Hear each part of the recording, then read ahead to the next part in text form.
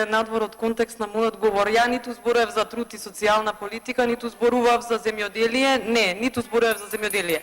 За инклузија на децата со попреченост многу убаво објаснив. Прва сум која што треба да се спроведе инклузијата и целосна инклузија во сите степени на образование, и во основно, и во средно, и во високо образование. Но не на начин како што се донесе во новиот закон за основно образование, затоа што дефинитивно треба да излезете на терен и да видите со кои проблеми се соочуваат децата кои што треба да се интегрираат од домовите кои што вие ги затворивте.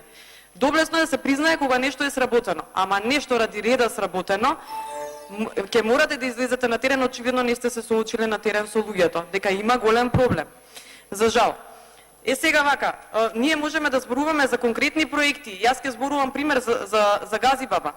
За само 4 години што све се сработи во Газибаба. Благодарам.